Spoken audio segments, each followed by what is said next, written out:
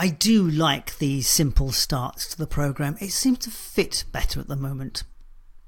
Welcome to Life, Passion and Business.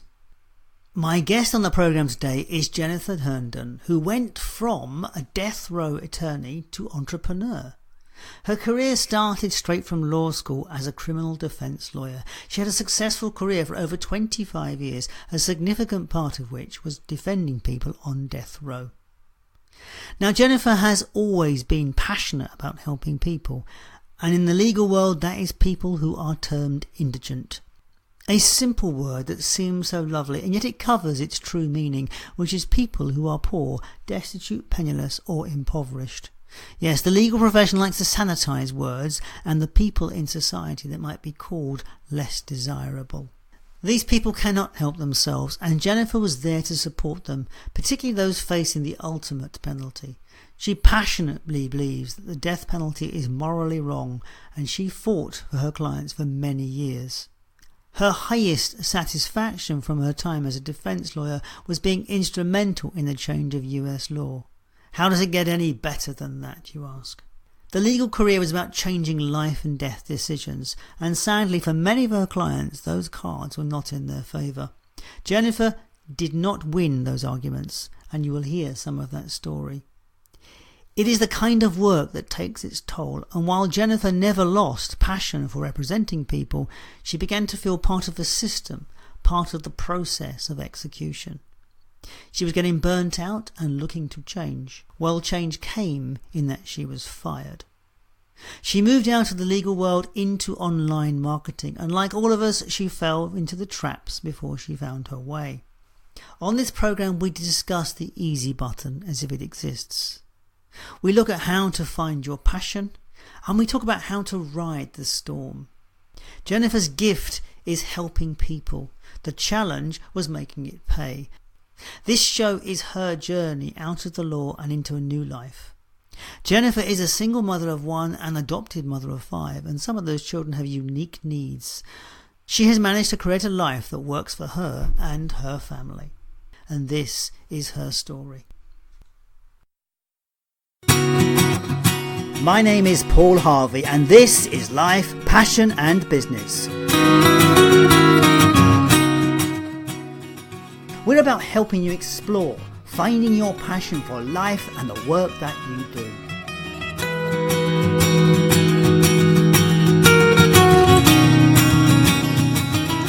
But it's so much more than that. It's about finding clues to the big life questions. What does it mean to be successful? What is the meaning of life?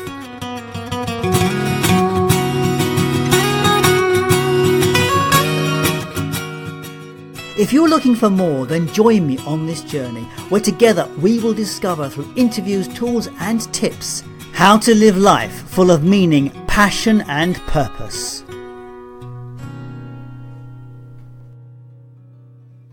Welcome to Life, Passion and Business. I'm delighted today to be with Jennifer Herndon. Now, Jenniffer is a long-term social media connection. It's funny, today we kind of connected and I said, I feel like I've known you, and yet we have never spoken. This is our first conversation. So it's wonderful to talk to Jenniffer today. Now, she is a business coach and an entrepreneur, and we've tried that conversation. Well, that is already, because it's interesting because we both had that same sort of tagline. But Jenniffer, welcome to the program, and we're going to explore more about what you do. So welcome. Thanks for coming on the show today. Great. Thank you, Paul. I'm really excited to do this. So as I said, when we spoke, I gave you the questions that we're going to go for, because obviously I like to pre-warn people, but it's this thing about passion. What I'm really interested in is how people bring their essence of their life into the work that they do. So can you start us? How did you get to where you are now? What is this process for you? What was your story? Okay, sure. Yeah, this is really my second career. I started, fresh out of law school as an attorney, and I spent 25 years as an attorney. I was a criminal defense attorney, and that was a passion for me because I really enjoyed helping people. I represented people only who were indigent, who were unable to afford a lawyer. So I was always working for the less desirables, as society would term them. Certainly not my term, but that's how they were viewed. So that's, I lived that passion for a long, long time, 25 years. And that must be a very interesting journey, because obviously they are people in the most difficult of situations. Yeah, it's, I mean, to me, I guess it's fascinating. My focus was on death penalty representation. And gosh, that's even more interesting. Yeah. I was going to say exciting, but it's a bad choice of word. But that is really fascinating, because there is a lot in that, a lot of kind of people on death row that probably shouldn't be there, and people that should be there, and so on and so on. Yes, it's a whole conversation in and of itself. But it did make the whole aspect of being a criminal defense attorney even more. I mean, it's life and death, so it becomes very personal, and it is hard to do it if you're not passionate about it. I think. Yes, you had your successes and you had your sadnesses, I guess. 100%, and really, it was the sadness that led me out of it. I, personally have a deep moral opposition to the death penalty, but even more than that, it became very difficult to do the work here in the United States, here in the state of Missouri, because of the unfairness of it all. It's one thing if you unfairly have to pay $100 parking ticket, but it's another thing if someone is unfairly executed. And, the timing of representing my clients, I was usually with them for at least 10 years. So I would know them very personally, very deeply, oftentimes better than anyone else knew them. So when it became, I felt like I was just a cog in the system that allowed people to be executed, and I couldn't do anything helpful about it, was when it really, representing people I never lost the passion for that, but being able to do it within the system, I lost the passion for that.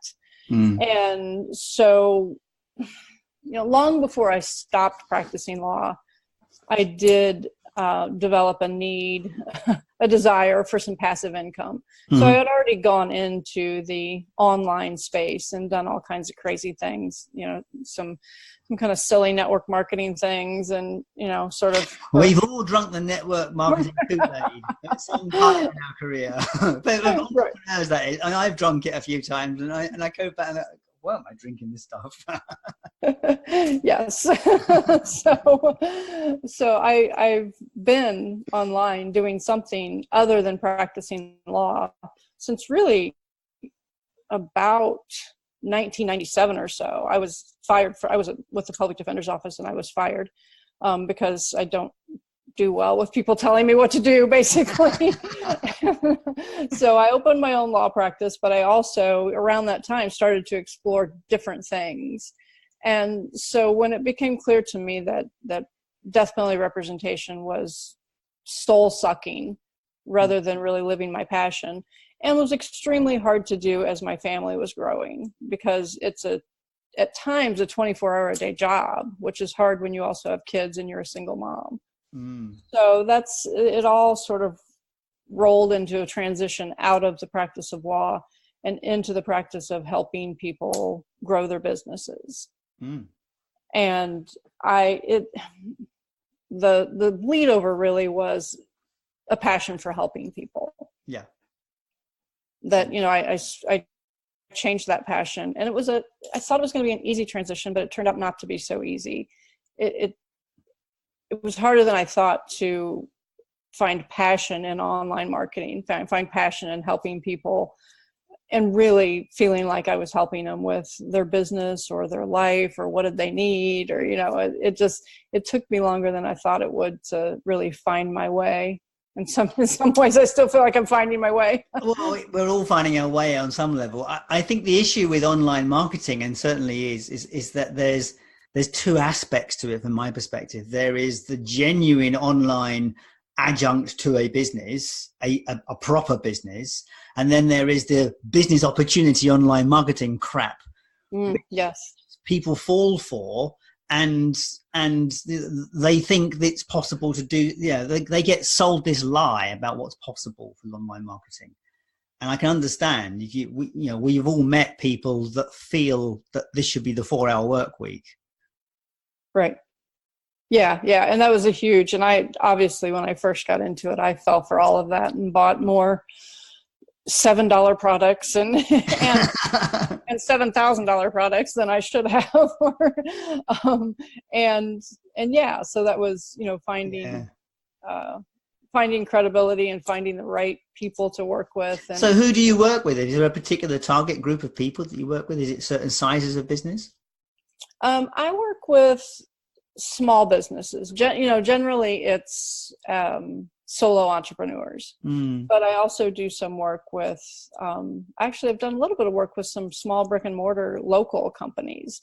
So I've kind of, played around and expanded with what I do, but really my favorite people are kind of the people who are like me, honestly, who are a single, at least start out as a solo entrepreneur type person and want to turn their passion into their living, want time freedom and want financial freedom. People who, people like me, really. So what is the passion for you in this? Because obviously the passion is it the helping people thing? Because that's obviously representing people in a life and death situation. That must be incredibly rewarding. Yes. And that was, sort of on its face, you can see how that's rewarding. And I think that's why it was a little bit hard for me to find an equal transition as a business coach, because it's never life or death. But, the more I got into it, the more I realized it may not be literally life or death, but it kind of figuratively is life or death for people. Those of us who have that entrepreneurial spirit or whatever it is within us, if we're not stepping into it and successfully living it, then we sort of feel like we're dead, not to minimize what actually being dead is like.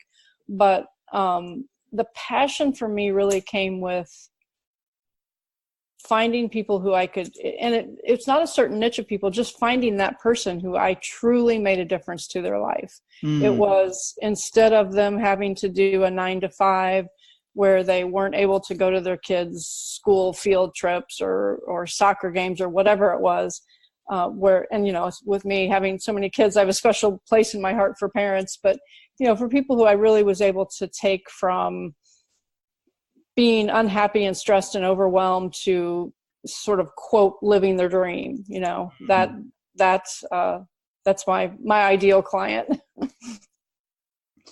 And do you find that that is mainly US based, or do you find you pick up clients from all over the world on this? My experience really is with US and UK. I'm sure that it's worldwide. It's my contacts and where it's led me, and any sort of, I haven't really ever done too much advertising, but what I've done has all been targeted towards US and UK. But, I feel like from people I know outside of the US and the UK that it is, we're all human. We're all sort of made the same way when it comes to that. Yes, of course. So this passion you have, is it about, it's the helping aspect of this and helping people find what it is that work to making their life work for them. It is. It's, when I think about what really, like, what's the ultimate in my work day or work life or whatever, it's having someone say, you made a difference to my life. You took me from a place of being unhappy or unsatisfied or not living life fully as I wanted to live it, to a place of happiness, to a place of getting closer to where I want to be. So how do you help people discover? Is it part of, obviously you discovered your passion. How would you advise someone to find their own passion? Well, the coaching program that I use, it's called, the model I use is called Define, Design, Dominate. And so what we do is we start with defining, which is getting clear about what you really want. And I find that's where most people are really stuck and a lot of times don't even know it. They're like, oh, well, yeah, I want, XYZ. It's easy to sort of spout off what you want, whether it's the house and the cars and the, the money and all that kind of stuff, or whether it's the 4-hour work week kind of stuff. A lot of people really don't know what they want. They're not really clear on what they want, because either they haven't taken the time to think about it and align it with what their values are, or they're really buy into what they're taught they should be or what they should want. I find that to be a huge issue with. Well, that brings us to the next question, which is this thing about the success model, because everybody has a success model of some description. And what you're talking about is what people conform to. They were sold a success model of study hard, get a good degree, find a decent job, settle down, have kids, buy the house, get the car, and retire someday. Right. And that model has been broken for a long time, certainly in the UK and in the US. And I think people are struggling to find what that means. Yes, I absolutely 100%. It's not, I mean, I know if I look at my father and my parents both are still together. If I look at them and the model they grew up with, that's really what it was, exactly what you just said. And that maybe used to work. My mom stayed home and she took care of us, and my dad had basically the same job all his life and made good money. And it wasn't a question of, does that make you feel happy? Are you happy about that? That just defined happiness. And it doesn't work that way anymore. And I'm not really sure why. It's quite strange, though, that was the definition, because in the US Constitution, there is the pursuit of happiness. It's the only constitution in the world that actually has those words in it. Right. It doesn't always look like that's what they're doing, but but they are there. Yeah. But what does it actually mean, the pursuit of happiness? It's not a dead end job, is it really? Right. And I don't know, I'm not sure. I've never really thought about how that changed. It's just really clear that it has changed. Yeah. And it's changed so much with going from the very beginnings of, well, now women work, and that changed a lot just by the fact that a lot of women work now where they didn't used to. And a lot of times because they have to, or at least they feel like they have to. That's the problem. Once upon a time, it was possible to survive life on one salary. Of course, nowadays it is pretty much, well, it's possible, but you've got to have a good one salary to make it work. Yeah, and a lot of times you have to make some sacrifices for that. And I know I've recently moved, but before I moved, we lived in a house that was built like back in 1940. And it's funny how small everything is. I mean, the house there was an extra bathroom built in the basement, but the house had one bathroom and a real small kitchen. And it was just a sign of how different things were, how it used to be, that we built these tiny house, what we now term tiny houses. And it was a really nice house when it was built. That's a fascinating distinction, because I always thought the US built big houses. Well, we do now. But you see, in the UK, we don't. We build small houses now. Really? That's interesting. Really, absolutely, yeah. Because land is so expensive here that that developers cram as many houses as they can into a plot, unless you're talking a very high end situation. But certainly, in and around cities, the houses are very small, to the point where furniture's got smaller. Really? That's interesting. Yeah, because what happens here a lot, at least here in Missouri, in my state, is land is at a premium. So what you do is you buy one of these houses that was built a long time ago, you knock it down, and you build a big house on it. And not just the rich people do. I mean, obviously you have to have some financial means to do it, but it is a common everyday thing. Yeah, we do that here. It's called bungalow gobbling. You take a small lowster and then you basically knock it down and then you fill the plot. Now, that's interesting as well, because the kind of ideology has changed. So I lived in a Victorian house up until 2004, which was built in 1893. Actually, this is a Victorian house as well. But that house was a house built for the teaching class. It was built for that kind of class, for not for the working class. It was built for the semi-professional class. Right. They had that kind of distinction, these houses. Mm-hmm. And it was built, the house was 1/3 of the land. So the idea is it was a terrace house. And the idea is that we had a very long garden, and you'd have a flower garden behind and your vegetable plot at the bottom. Okay. That's how they were originally built. Right. And this house was built in 1890. This was about the same sort of age, actually. I think, 1893-ish, this house I'm living in now. And I don't know what the land's like because it was all sold off over the years. But it would have had a vegetable plot and a growing plot. And that something doesn't happen anymore, of course, in building houses. Oh, right. No. That's interesting, though. Yeah, I mean, it's funny. That's just a sign of how things change, and indeed, how things change, yes. Yeah. So I'm sorry, I got onto a digression there, which is probably irrelevant, but it's interesting all the same. And that's what this is about, me having fun, really. Sure. So what is your success model? Okay, so my success model, as we kind of started talking about, and is, first define what you want. And that's the thing. I think once you get clarity around what you want, everything else becomes so much easier. So what's success for you, though? That's what I'm looking at. What you like personally, what is successful? I get your passion zest of it, but how do you measure that? That's a good question. How do you measure that? And I feel like some of this stuff it like changes. I don't, not on a daily basis, but I mean, because being an attorney, when I was representing people who were on death row, and I represented a young man in front of the U.S. Supreme Court, and it was his case that changed the law in the United States and made it illegal for the United States to execute juveniles. And so being in that position of being like, this is my client and we have changed, we have made it illegal to execute anybody who's under the age of 18. So that was pretty like awe, like, wow, I am in awe of being a part of this kind of huge change. Yeah. And that's like, how do you get any higher success than that?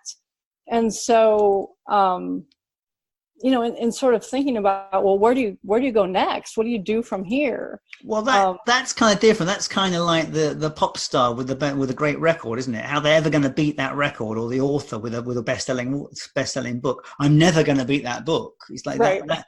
Right. But there has to be other levels of success for you in terms of now you've got clients that are doing stuff, and I guess you must live their successes or have some measure of success for yourself. Well, and it became like,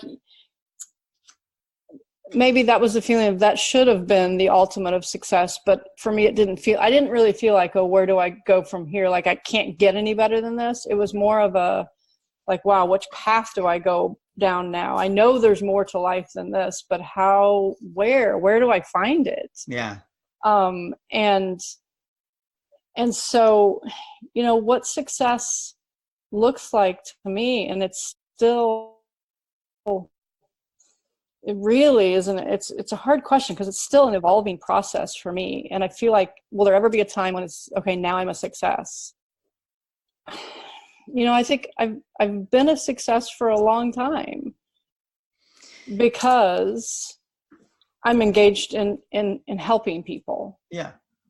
But I have yet to figure out, what success really looks like to me is figuring out how to help my kids. Some of my kids, 5 of them are adopted, and some of them have some pretty significant special needs.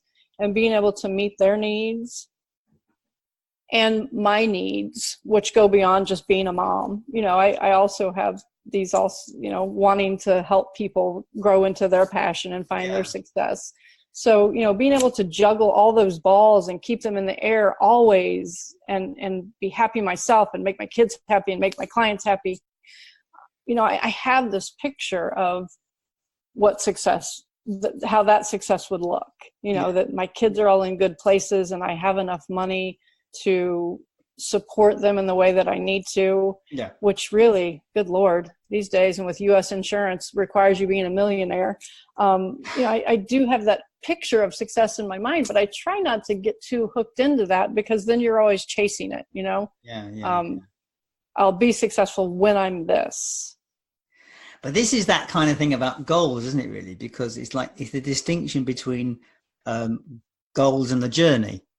Right, exactly. So life is a journey from birth to death, and the goals are signposts or strategic points along the way. And success is the journey in a way. Is getting from one end to the other unscathed or whatever. But So it's interesting. You've got this kind of duality because you're not really sure what success looks like, but you are, because you're what you've just said. It's about the journey. Right. I mean, that's exactly. I don't feel like it's a destination. I mean, I guess success to me is constantly being present and aware of the journey. Not just settling for now I've made it sort of thing, but being always aware of where I am, where I'm going, and celebrating what I've already reached. And as long as I'm there, as long as I remain present in that, then that's success. So how do you stay on track? Do you have morning routines or routines that you use? Because obviously with 5 children you've got? I have 6 altogether. My daughter is biological. Yeah. Wow. That's quite a family. It is. Yeah. They're just awesome. They're just such awesome kids. And sometimes I hate them. And, sometimes they hate me. That's children for you. They're our greatest teachers. Right. Exactly. So I do have a really morning, afternoon, and evening routine. Mm-hmm. And it's gone from being really strict to being kind of fluid because, as a parent, it has to. I mean, there are sometimes, in 10 minutes, my 2-year-old may wake up and come join us. I mean, there are sometimes life just doesn't go right when you have kids. Yeah. One of my kids has a pretty significant emotional disturbance, and sometimes just when he shouldn't need me and I can't afford to be there with him, he needs me. So I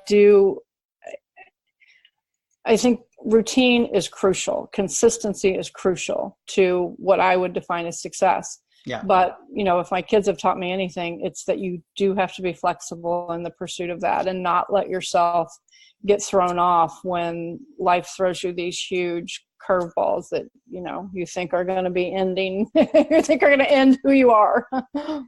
Well, as they say, that was a quote I saw. If you're not going to be thinking about this in 5 years, don't spend more than 5 minutes thinking about it now. Which is good. Worrying about it. That's it. Don't spend more than 5 minutes worrying about it. Worry about it. Right. Yeah. And that's the other phrase, is that I've had many troubles and worries in my life, but none of them have ever happened. Exactly. And I mean, boy, I've had some stuff that has made me think, gosh, we're going to be left homeless and I'm going to be left without any career and income. And, I have really taught myself out of that sort of thinking by using those very techniques of, now, when has that actually ever happened? I mean, it's coaching yourself, isn't it? Really? Oh, you know what? So, a friend of mine told me how he will sometimes sit in a chair sort of across from his desk and coach himself. I know who said that. You do? Okay.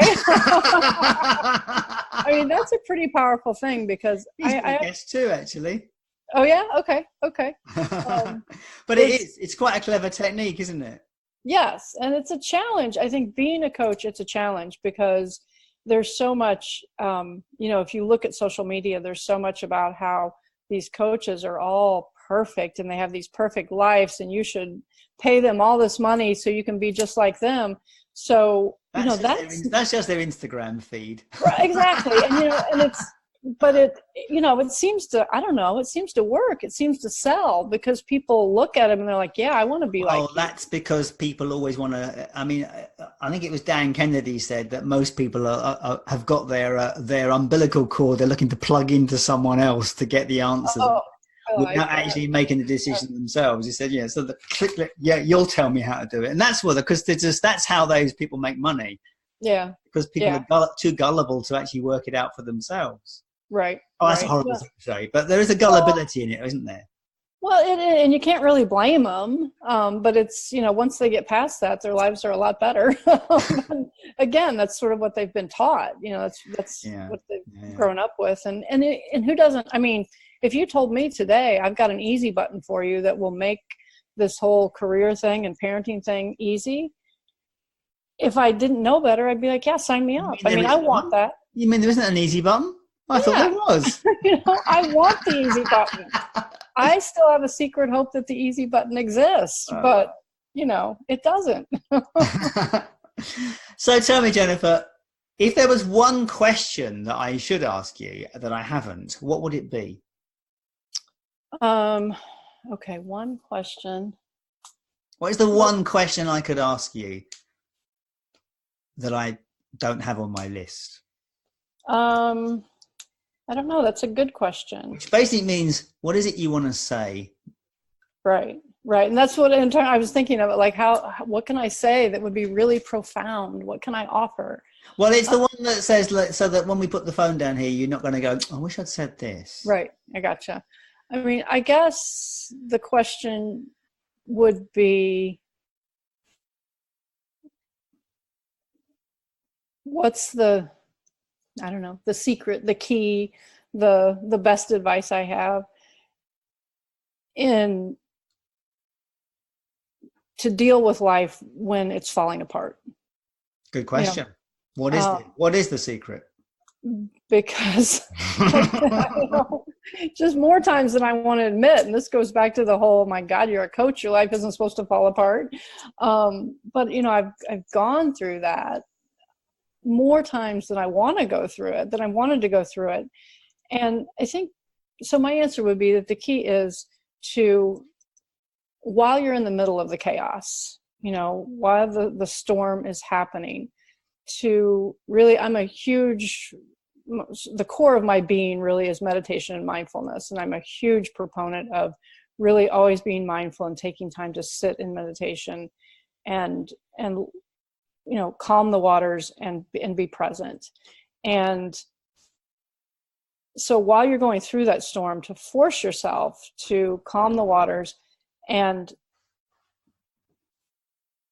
receive the lesson that storm is offering you. Mm-hmm. Because, I've had so many times where I've had more times than I want to have had, where I've been like, how is this going to work out? How are things going to be okay? You're still here. It seems to work out for you. Right. And, each time that's happened to me, it's worked out better.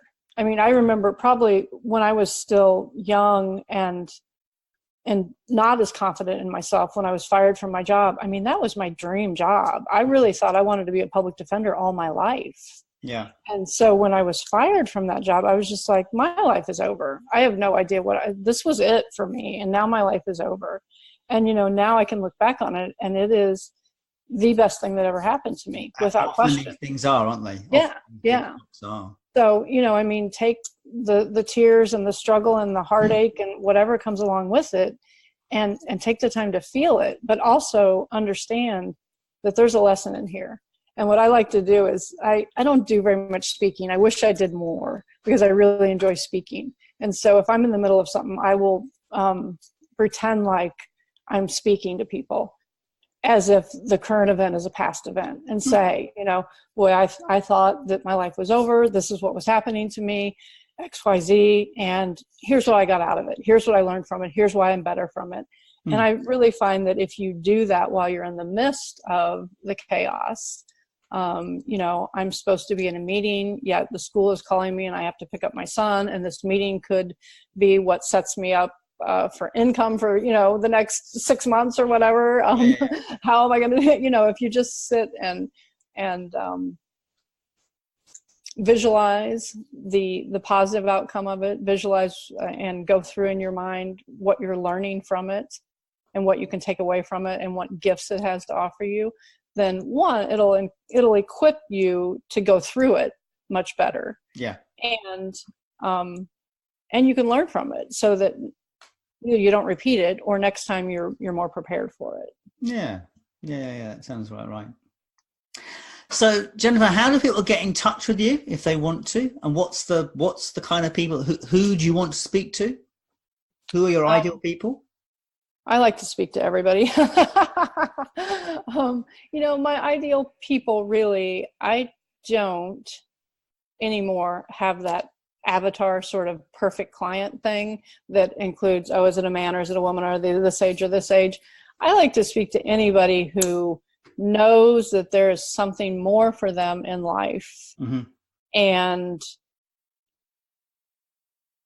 has a determination and a persistence to go and get that makes them feel unstoppable. So if that, if you're a person who wakes up and there's more, and you're not afraid to get your hands dirty. You're not afraid to struggle. You're not afraid to grow, to do a lot of, sort of hard inner work, then we can talk. And, that may or may not lead to us working together. Part of my downfall, part of the reason I'm not a 7-figure earner is that I just really like to help people. And I help a lot of people who can't afford to pay me. Not that I'm advocating that. I kind of recognize that one as well. I've got a few people knocking around that I work with from time to time that come back to me, and I kind of go, I really should be charging for this now. Right. And part of where I'm at now, and I've done it somewhat successfully, is coming up with other models where I can help people who can't afford, because I don't make a secret of it. When I do one-on-one coaching, it costs $2,000 a month. Yeah. And, not everyone can do that. And there's so many years I was in a position, there's no way I could do that. And if nobody helped me during that time, where would I be now? No. So I have, worked out some solutions to make it more affordable. And I talk to everybody for an hour, whether or not they have any intention of hiring me or just give them, because my gift really is helping people. So I can always give somebody a takeaway that, but if they go away feeling great and it makes a difference to their life and they actually benefit from it, when they do need your help, they'll be coming back and exactly and paying you. So that's paying it forward in a way, isn't it? Really? Yeah. I've never found there to be any downside to helping someone. No, I agree with you. So yeah, so I am very available by email, which is, I do all my own email to my personal email, which is just simply jenniferherndon@gmail.com. I communicate with a lot of people that way. And I'm in between. I'm redesigning websites. So I did find the websites of yours, but we can put those details on. And I know you're on LinkedIn, so that detail, yes, they can find you on LinkedIn, which is probably the best way to connect with you until you get your website sorted. It probably is. Yeah. I switched website providers, hosting providers, and everything went haywire. And so I'm redoing it anyway. So I just haven't taken the time to fix it. And, website, I just find a lot of people I don't work off my website. Well, it's interesting that I think there's a whole shift, isn't there? I think websites are right for some companies, and I think you do need it in terms of set your authority. But whether it's needed these days in terms of anywhere the level it used to be, probably not, because most of my connections and conversation I happen through LinkedIn these days. Yeah. Me too. LinkedIn and some Facebook. I'm not on Facebook very much. I'm trying to do better at that because I do have a lot of good connections there. So Facebook Messenger is another good way. I connect with anybody who wants to connect with me on Facebook. Both Facebook and LinkedIn have got awful messenger services that don't allow filing and all sorts of stuff. They really, if they want to make life easy on those things, if you're listening, sort these things out, because I would use it far more than I do. Me too. Yes. So Jenniffer, my last question that I ask everybody is, we as humans are unique, but we're not. We're an animal on this planet like every other animal. And animals are born and they die. Now, every other animal just lives each day as it comes and lives. But we as humans think there is some meaning to it all. So for you, what is the meaning of life? When you sent me that question, I thought, this is simply too hard to answer. I really, the other couple you sent me, I was like, okay, yeah, I can get But it that. can be as flippant as you want it to be. The thing that comes to mind to me when you say, what is the meaning of life, is being happy. I really think the meaning of life is being happy. Yeah. But ironically, that doesn't always mean being happy. If that makes sense at all. For me, a huge part of my happiness is my kids. Yeah. And especially because of some of the challenges that they have, I'm not always happy raising. There's some pretty ugly times. But even in those moments when we're struggling and it's just a horrific thing, I'm happy. I'm happy because I feel like I'm called to do that. I feel like my kids chose me as their parent. I believe that without a doubt, that they chose me as their parent. And so even when it's a really bad time, I'm happy. I'm honored that you chose me because you thought I could get you through this. I'm happy that I'm performing in the way that I see myself in this life. Yeah. So really, I mean, the word that just came to me after mulling it over and over, I kept coming back to the meaning to me is to find happiness in every moment. Yeah. Which, doesn't mean that you're laying on the beach every moment, although I sure don't think I'd complain if that is what it meant. Yeah, and I've done 65. I think this is number 65 conversations I've had now on this podcast. Wow. And I think the majority of conversations go around the similar theme. It's either love or happiness. And I think the one I like most from one of my guests is life has absolutely no meaning whatsoever other than the meaning you choose to give it. Yeah. And it's like, yeah, that probably sums it up for me, actually. That's where I've come to from this. It's like, yes, it can be happiness, it can be love, if you choose to express whatever it is, but it's your life and you choose the meaning you give it. Yeah. Yeah. And it's again, like everything else, I feel like it's fluid. Yeah. But to me, the word happiness sums it up, because even though it is fluid, what is going to define happiness is going to change over time and over situations and whatever. But ultimately, I do have some admiration, and it's not, well, admiration is the wrong word. I have admiration is the wrong kind of word, but people who have a strong religious sense and they kind of have this real God sense. And I do wonder if that is a surrender to something without actually making a decision themselves. I'm not trying to put them down anyway. That's their choice, how they choose it. But it is fascinating that people can put it outside of themselves. And oh yeah, I'm totally with you. I mean, there's been times when I've really been struggling in life when I've said, boy, I wish I had that. I wish I could just say, God will provide, or God will take care of me, or I'm turning it over to God, or this is what, I've been, like you said, admiration may not be the right word for it, but sort of jealous of, gosh, you can have something that makes it, that's such an easy answer. To me, it seems like such an easy answer. And yet, though, not that I have a sense that there is something more universal, and I might be touching on areas that I've not mentioned. I have mentioned it because there are times when I have, well, look, I don't know how this is going to fall, so I'm just going to trust the universe knows what it's doing. I agree. Yes. And well, I couldn't have planned it that way, and I'm very pleased I didn't try. Yes, we have similar thoughts on that one. It's like as you said that, I mean, if you're losing your job as an attorney would never have been something you would have chosen to do. Right. But the universe had better plans for you. Right. Absolutely. Yeah. So I'm going to leave it there. I think we've had a lovely conversation, Jennifer. It's been really nice talking to you.